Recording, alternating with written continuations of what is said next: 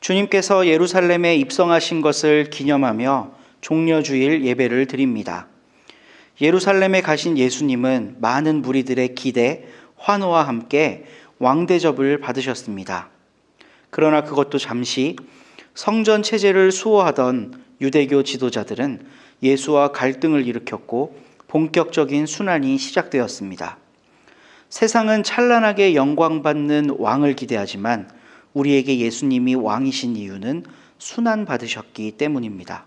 순환의 왕 예수님을 기리고 묵상하며 예배로 나아갑시다. 침묵으로 기도하겠습니다.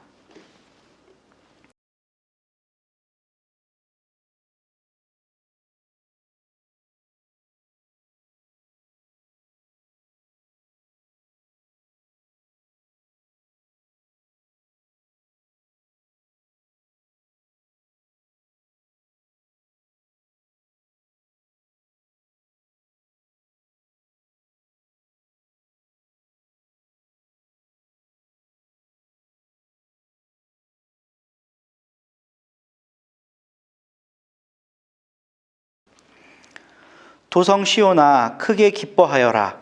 도성 예루살렘아 환성을 울려라. 내 왕이 내게로 나오신다. 그는 공의로우신 왕, 구원을 베푸시는 왕이시다. 그는 온순하셔서 나귀 곧 나귀 새끼인 어린 나귀를 타고 오신다. 아멘.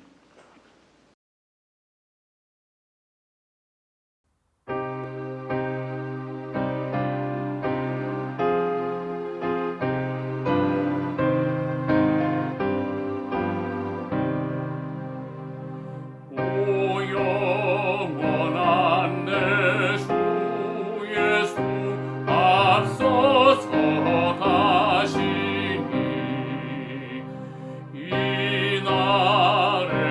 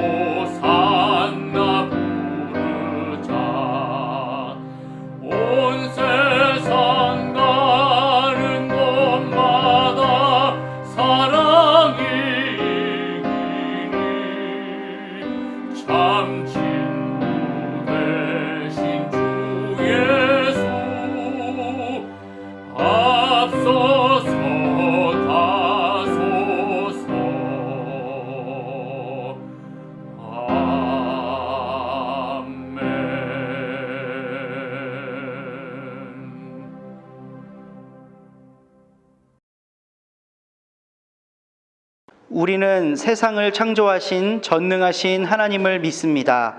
그분의 아들이신 예수 그리스도는 아버지의 뜻을 받들어 창조 세계의 보전과 회복을 위해 이 땅에 오셨고 사셨습니다. 결국 세상의 반대에 부딪혀 십자가에서 죽으셨지만 그분이 옳았음을 인정하는 사람들 속에서 부활하심을 믿습니다. 또한 우리가 예수께서 가신 길을 따라갈 수 있도록 빛을 비추어 주시는 분이 성령이심을 믿습니다. 이 믿음을 공유하는 공동체 안에 사랑의 친교가 일어날 것이며 서로의 허물을 덮어주고 유혹을 이겨내며 악한 것들과 싸움으로 세상을 돌보게 될 것을 믿습니다. 그리고 마침내 부활하신 주님과 연합하게 될 것을 믿습니다. 아멘. 성전을 깨끗하게 하신 주님을 기억하면서 회개합니다. 또한 열매 맺지 못한 무화과 나무를 저주하신 주님을 기억하며 회개합니다. 우리 몸이 성전이건만 몸을 성전처럼 거룩하게 구별하지 못했으며 우리 삶은 사랑의 열매보다 내 이익의 열매, 탐욕의 열매를 맺느라 바빴습니다. 무성한 잎사귀만 가득할 뿐 주님께 올려드릴 열매가 없음을 고백하며 회개하오니 우리를 긍휼히 여겨주시옵소서. 연약한 육신을 핑계로 기도하지 않았습니다. 주님을 3번 부인한 베드로처럼 주님 없이 세상의 질서를 좇아 잘 살았습니다. 수없이 많은 경우에 주님을 모른다 부인하였던 못난 저희들을 다시 주님의 말씀으로 일깨워 주시옵소서. 예수님의 이름으로 고백기도 드립니다. 아멘. 주님의 진노는 잠깐이요 그의 은총은 영원하니 밤새도록 눈물을 흘려도 새벽이 오면 기쁨이 넘친다.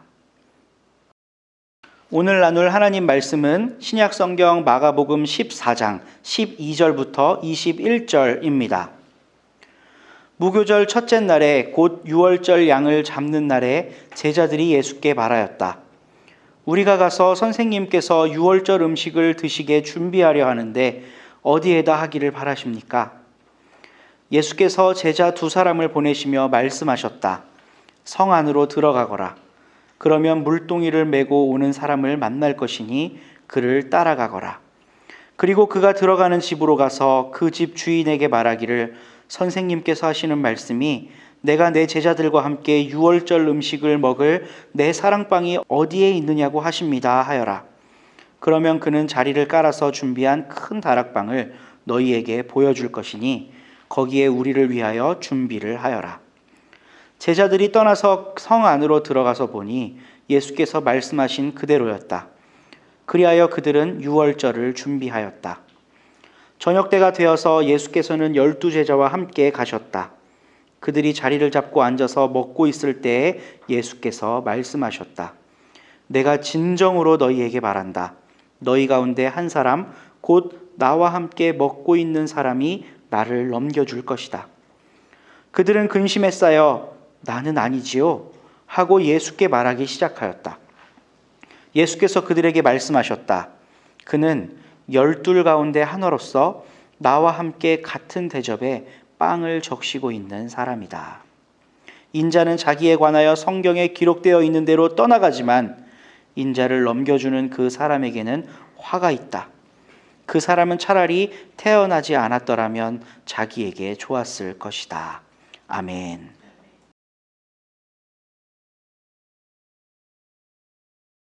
오늘은 나는 아니지요 라는 제목으로 함께 말씀을 나누려 합니다.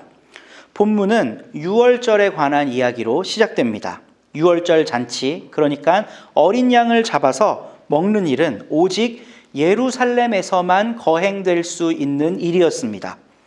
그래서 예루살렘에 주택을 가지고 있는 사람들은 순례자들이 유월절 축제를 할 수 있도록 자기의 장소를 내어주어야만 했습니다. 지금 이런 상황을 전제로 오늘 본문 말씀에 다가가면 이해가 좀 쉽습니다. 지금 유월절이 다가왔는데 제자들과 예수님이 유월절을 어떻게 지낼까 이렇게 고민하고 있는 거예요. 그러니까 예수님께서 제자들에게 이렇게 하면 준비할 수 있을 거다라고 미리 예언을 해주십니다. 그러니까 어디에 가면 뭐가 있고 그 사람한테 어떻게 얘기하면 그 사람이 빌려줄 거야. 이렇게 말씀을 하시는 거예요. 제자들은 예수님의 그 말씀을 들으면서 그렇지, 우리 선생님이 지금껏 틀린 적이 없으니까 그대로 하면 되겠지. 나귀를 구해오라고 할 때도 마찬가지였잖아 하고 밖에 나갔을 거예요. 그리고 실제로 예수님이 말씀하신 그대로 그것이 이루어졌습니다. 그래서 제자들은 신기해하면서 유월절을 준비하고 있었을 거예요. 그런 장면을 상상하시면서 오늘 본문 말씀에 다가가시면 좋습니다. 유월절은 유대인들, 그러니까 히브리인들이 이집트 노예 생활로부터 탈출한 사건을 기념하는 날로 넘어간다라는 뜻을 가진 절기입니다. 무엇으로부터 넘어가느냐? 바로 죽음입니다. 우리는 유월절 이야기를 하면 장자가 죽은 이집트에 내려진 재앙에 대해 생각해 볼 수가 있습니다. 하나님은 이집트에 10가지 재앙을 내리셨죠. 모세가 이 백성들과 함께 나를 보내라 라고 파라오 왕한테 요청을 했는데 파라오가 그걸 들어주지 않자 하나님이 이집트가 섬기는 신들을 하나씩 심판하시며 그 10가지의 재앙을 내리십니다. 그 중에 마지막이 모든 마지들, 모든 맛생물들의 생명을 이제 취하시는 거였어요. 그런데 이스라엘 백성들은 어린 양을 잡아서 그 양의 피를 문에다가 이렇게 발라놓으면 죽음의 사자가 그 집을 통과해서 그냥 넘어간 겁니다. 그래서 이 유월절이 넘어간다는 의미를 가지고 있는데요. 바로 그 10번째 재앙, 죽음으로부터 넘어간다는 의미를 가지고 있어요. 원래 이집트 안에서 죽도록 고생만 하다가 결국 비참하게 최후를 맞았어야만 하는 그 히브리인들, 그 노예였던 백성을 하나님이 친히 자신의 의로운 손으로 그들을 끄집어내서 구출하신 사건을 기념하는 겁니다. 원래 우리가 죽었어야 했는데 하나님이 이 죽음으로부터 우리를 넘어가게 하셨다. 어린 양을 잡아서 그 고기를 먹고 그 피를 문에다가 바름으로써 우리를 죽음으로부터 넘어가게 하셨다라는 걸 기념하는 절기라는 것입니다. 이 절기는 유대인들에게는 가장 큰 절기예요. 그래서 굉장히 성대하게 잔치를 준비합니다. 제자들과 예수님도 그 잔치를 준비하기 위해 이 앞에 우리가 읽은 말씀처럼 준비를 한 것이죠. 유월절 식사는 평범한 식사가 아니었기 때문에 그렇습니다. 단순히 음식을 먹는 행위 그 너머에 어떤 의미 있는 일을 함께 했어야만 하는 거예요. 유월절을 되새기고 그날을 기념하는 거죠. 설날에 우리가 뭐 먹나요? 떡국 먹죠. 설날이면 떡국 먹는다 하면 그 음식 먹는 그 자체가 중요한가요? 그렇지가 않아요. 떡국을 먹으면서 그 명절을 보내는 의미라는 게 있는 겁니다. 한 살을 더 먹고 온 가족이 그걸 함께 나누고 새해 첫날 어른들에게 공손하게 인사하고 그 어른들이 해주시는 덕담을 들으면서 한 해를 준비하는 것. 이게 우리가 떡국을 먹는 의미 아니겠습니까? 그런 것처럼 유월절 식사를 한다는 것도 유월절의 의미를 되새기는 그런 뜻이 있는 거예요. 그러면 지금 유월절이라는 건 예수님 당시로부터 1000몇백 년 전 일인데 지금 예수님 당시에 1세기 팔레스타인에서 유월절을 지킨다는 건 무슨 의미일까요? 과거의 자기 조상들은 압제당했던 현실로부터 하나님의 구원을 받았습니다. 그래서 자유로운 백성이 됐어요. 근데 이때 당시 유대인들이 자유롭게 살았나요? 그렇지 못하죠. 이때 당시에는 로마의 식민 통치를 당하고 있었을 때입니다. 바로 과거와 똑같이 압제당하는 현실을 살아가고 있는 사람들이 또 유월절을 지내고 있는 거예요. 그러면 1세기 팔레스타인에서 유대인들에게 유월절이란 어떤 의미겠습니까? 이 압제당하고 있고 착취당하고 있는 현실 속에서 하나님이 다시 우리 유대인들을 구원하실 거라는 저 죽임의 문화로부터 로마의 횡포로부터 우리를 구원해서 그 죽음을 넘어가게 하실 거라는 그런 기대와 소망, 그 믿음을 다지는 날 아니었겠습니까?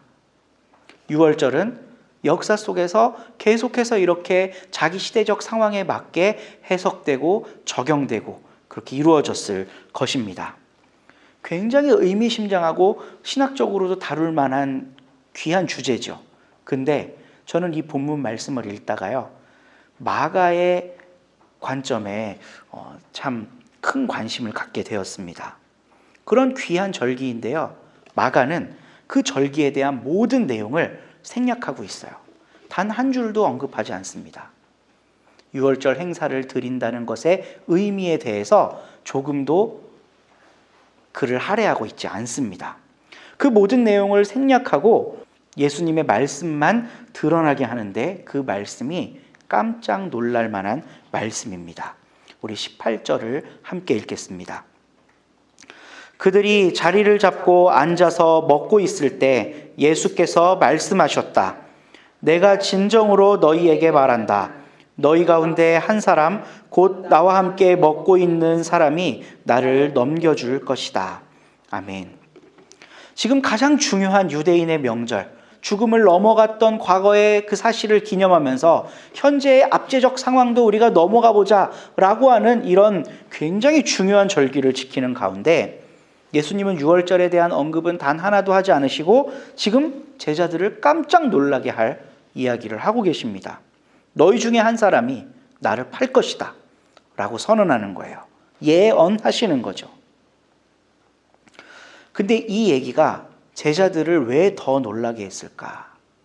제자들은 지금 예수님의 명령을 따라 시내에 가서 자기들이 행사할 장소를 구했죠. 근데 예수님이 말씀하신 대로 아기가 딱딱 맞았습니다. 성 안으로 들어가라. 그러면 물동이를 메고 나오는 사람을 만날 것이다. 가서 만났겠죠.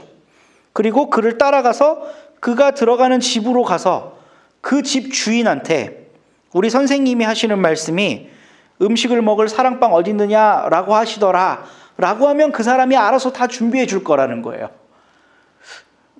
근데 제자들은 처음엔 약간 의심했을 수 있죠. 과연 그런 일이 일어날 수 있을까? 근데 예수님이 하신 말씀대로 모든 게 차곡차곡 순조롭게 다 이루어진 걸 경험했던 제자들인 거예요. 예수님의 말씀은 틀리는 법이 없구나. 이걸 지금 체험하고 있는 겁니다. 근데 반드시 이루어지는 이야기만 하시는 그 예수님께서 너희들 중에 하나가 날 배신할 거야 라고 한 거예요. 제자들은 그 말을 굉장히 충격적으로 들었을 겁니다. 그리고는 그 배신자가 자기냐고, 바로 전가요? 라고 예수님께 한 사람씩 묻습니다. 19절 말씀 읽겠습니다. 그들은 근심에 쌓여 나는 아니지요 하고 예수께 말하기 시작하였다. 아멘.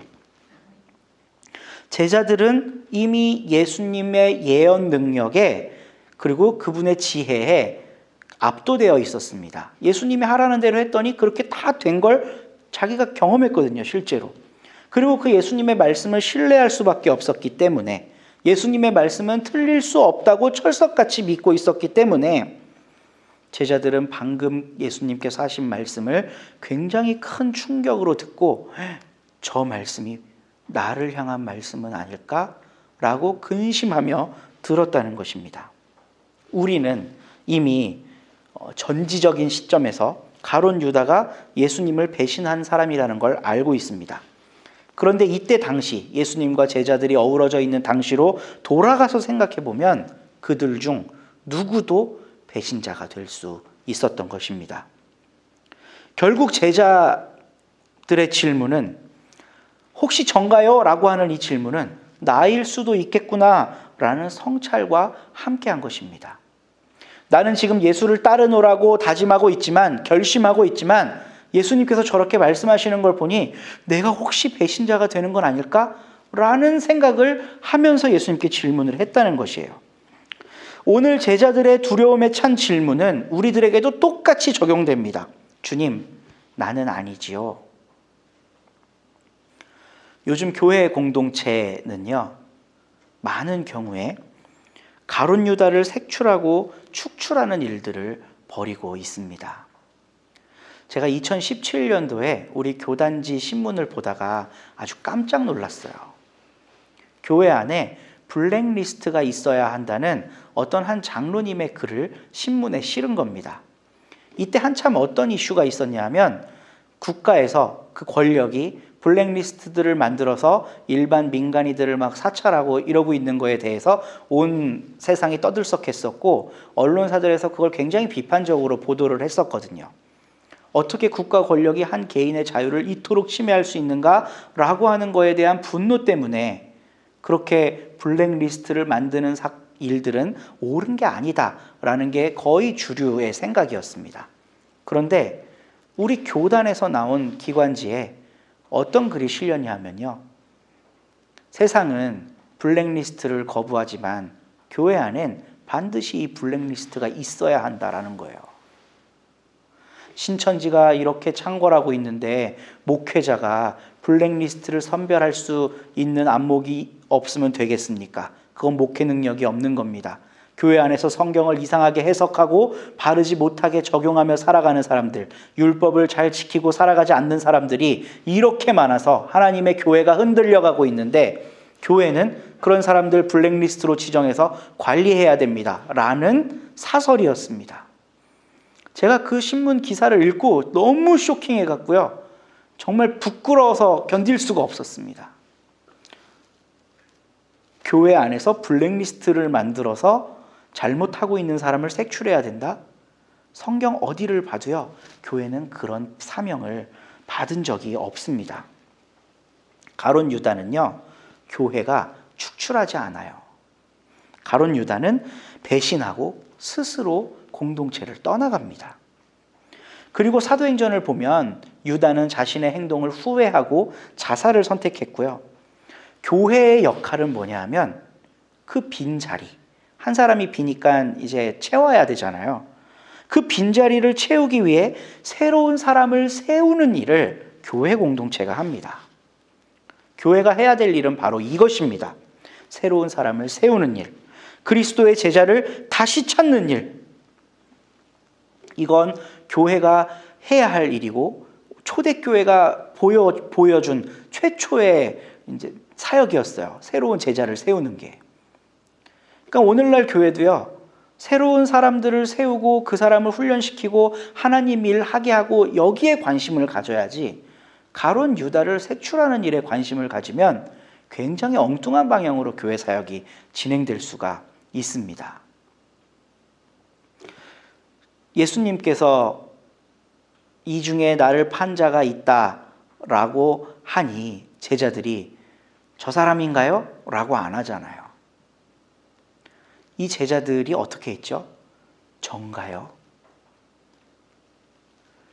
우리의 못난 부분, 우리의 잘못하고 있는 부분은 자기 자신에게 적용해서 성찰해 보아야만 하는 것입니다. 가론 유다를 찾기 위해 혈안이 되어 있는 교회는요, 결코 건강한 방향으로 사역할 수가 없어요. 나쁜 사람 때려잡다가 일 다 봅니다. 좋은 일을 해야 되는 거예요. 근데 이 좋은 일을 하기 위해서는 내 안에 나쁜 것이 있는가? 내 안에 예수와 반대되는 것이 있는가? 혹시 내가 예수를 배신할 자인가? 라는 걸 돌아보고 성찰하면서 자기 내면을 들여다보는 게 필요하다는 이야기입니다. 유다는 누구나 될 수 있습니다. 바로 나 자신도 될 수 있습니다. 그 배신한 유다가 얼마나 가엾고 안쓰러운지, 그리고 그 배신 행위가 절대로 일어나서는 안 되는 일이었다는 게 얼마나 중요한 일인지 우리 예수님의 말씀을 통해 확인해 볼 수가 있습니다. 21절 함께 읽겠습니다. 인자는 자기에 관하여 성경에 기록되어 있는 대로 떠나가지만 인자를 넘겨주는 그 사람에게는 화가 있다. 그 사람은 차라리 태어나지 않았더라면 자기에게 좋았을 것이다. 아멘. 지난주에 나눈 말씀을 소환합니다. 옥합을 깨트려 예수님의 죽음을 준비했던 한 여인과 그러한 행위가 그저 낭비일 뿐이라고 생각했던 무리들, 그리고 결국 성전 체제와 벗어기셨던 그 예수의 선택은 틀렸다고 생각하면서 성전 체제를 수호하던 대제사장들에게 예수를 팔아넘긴 유다 이야기를 우리가 지난주에 나누었었습니다. 예수를 넘겨준다는 건 바로 이런 의미입니다.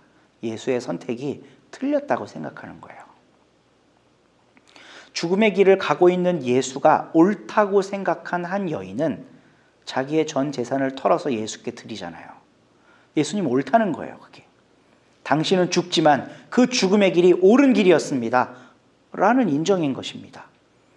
죽음을 향해 가고 있는 스승을 보고 당신이 틀렸네 라고 생각하는 게 예수를 넘겨주게 만들었어요.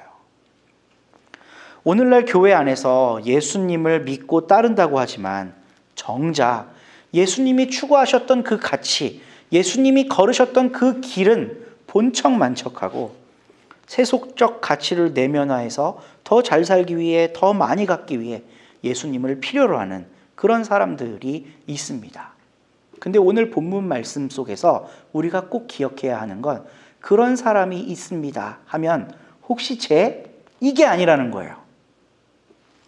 예수님이 오늘 나를 배신할 자가 나온다라고 할 때 제자들이 뭐라고 했죠? 주님, 혹시 저인가요? 이게 우리에게 지금 필요한 일이라는 겁니다. 예수를 넘겨주고 있는 그 자가 바로 내가 아닌가, 바로 나일 수도 있겠다라고 하는 심각한 고민. 이것이 오늘 우리들에게 필요한 고민이라는 것입니다. 오늘은 종려주일입니다. 예수께서 나귀를 타시고 예루살렘 성에 입성하신 것을 기념하는 날입니다. 저는 어릴 때부터 이제 교회에서 신앙생활을 해서요, 종려주일을 굉장히 거듭해서 많이 지냈을 거 아니겠습니까? 그때마다 종려주일마다 특송해요. 호산나, 다윗의 자손 찬송하리로다. 이렇게 찬양을 하면서 종려주일을 보냈습니다. 근데 왠지 모르게 즐겁게 그 찬양을 했어요. 예수님 우리 왕이시다 고백하면서요. 그런데 다시 생각해 보면 그 날이 그리스도인들에게 즐거운 날이어야 할까라는 생각을 해봅니다. 예수를 넘겨준 사람에게 그 날은 즐거운 날이었을 겁니다. 아마도 가룟 유다는 예루살렘에 입성하신 예수님을 보면서, 나귀 타고 왕처럼 입성하시는 그 예수님을 보면서 탄성을 내질렀을 수 있어요. 이제야 됐다. 이제야 예수께서 왕이 되시는구나. 자신이 따르던 예수가 왕으로 등극할 것 같은 그 감격, 이걸 가지고 예수님을 바라보았을 겁니다. 그런데 곧 예수께서 성전 체제와 투쟁하게 되셨고, 거기서 제사장들과 서기관들한테 이제 지는 것처럼 보였거든요. 그들은 강력한 힘을 갖고 있었고 예수는 아무런 힘이 없었기 때문에 예수님이 지는 쪽으로 이 판세가 기우니까요, 예수님이 왕이라고 외쳤던 그 사람들이 어떤 선택을 하죠? 대제사장과 서기관들이 옳다라고 하는 선택을 하게 되고 그것이 예수님을 내어주고 배신하게 되는 일이 되었습니다.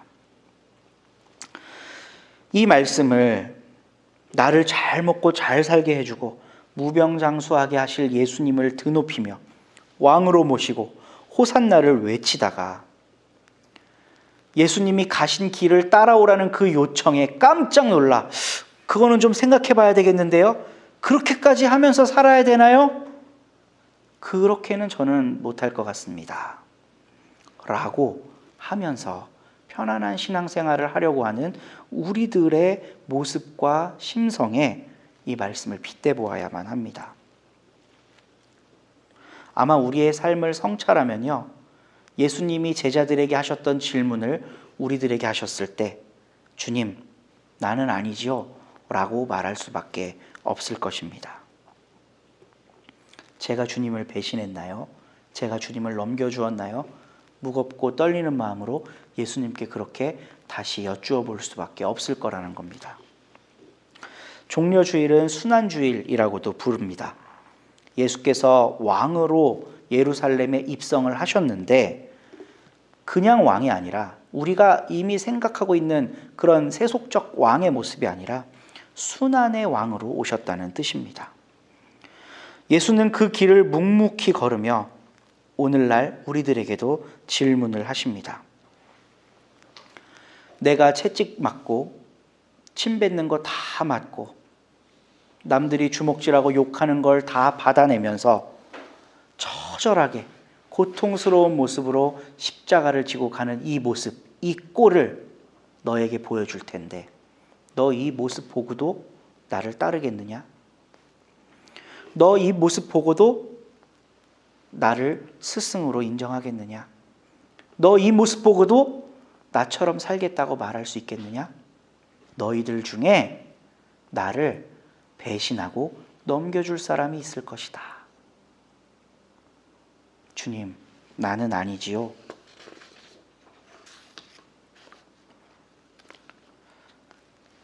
예수님께 질문하며 우리를 성찰하는 종려주일 절기가 됐으면 좋겠습니다. 그리고 간절히 바라기는 우리가 가룟 유다가 되지 않기를 소망합니다. 이 말씀 따라 사는 동안 찬양하며 들은 말씀 되새기겠습니다. 이 말씀 따라 사는 동안 지치지 않게 하시고 이 말씀 따라 사는 동안 주님 나라 이루소서.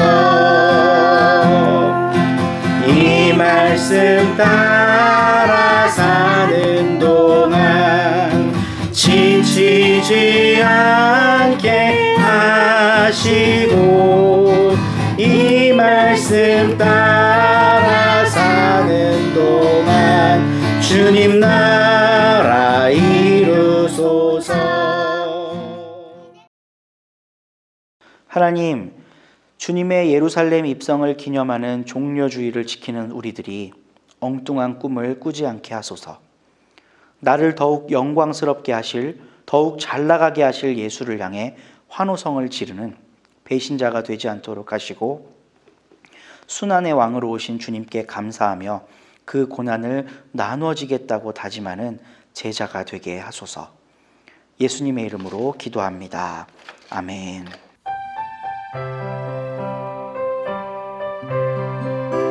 주님 뜻대로 살기로 했네. 주님 뜻대로 살기로 했네. 주님 뜻대로 살기로 했네. 뒤돌아서지 않겠네. 이 세상 사람 날 몰라줘도 이 세상 사람 날 몰라줘도 이 세상 사람 날 몰라줘도 뒤돌아서지 않겠네. 세상 등지고 십자가 보내. 세상 등지고 십자가 보내. 세상 등지고 십자가 보내. 뒤돌아서지 않겠네.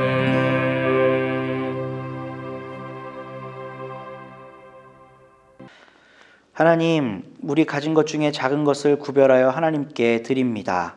그리고 하나님께 드린 이 모습 그대로 살아가기를 다짐합니다. 주님 뜻대로 살기로 했네. 주님 뜻대로 살기로 했네. 우리가 부른 찬양이 우리 삶에서 열매로 맺어질 수 있도록 인도해 주시옵소서. 우리의 보물을 땅에 쌓지 않고 하나님 나라에 쌓기를 원합니다. 나보다 더 연약한 사람, 지금 위로를 받아야 하는 사람, 주님의 복음이 긴급하게 필요한 사람들이 세워지는 자리에 사용될 수 있도록 도와주시고 그런 곳에 사용되는 물질을 보면서 더 감사하고 더 드리는 삶을 살아갈 수 있도록 우리들을 인도해 주시옵소서. 감사드리며 예수님의 이름으로 봉헌 기도 드립니다. 아멘. 예수님의 은혜와 하나님의 사랑과 성령의 사이좋게 지내게 하심이 말씀을 듣고 순한 주간을 맞아 주님 저는 아니지요를 끊임없이 부르며 자기 삶을 성찰하기로 다짐하는 모든 예배자들 가운데 지금부터 영원까지 함께 하시기를 축원하옵나이다. 아멘. 예배를 마쳤습니다. 서로교회 온라인 예배에 참여하신 모든 분들을 주님의 이름으로 환영합니다. 오늘은 종려주일 그리고 순환주간입니다. 그리고 내일부터는 고난주간이 시작되는데요. 한 주간 주님의 고난을 깊이 묵상하시면서 이 주간만큼은 다른 때보다 조금 더 절제된 주간으로 살아가시면 은혜가 될 줄로 믿습니다.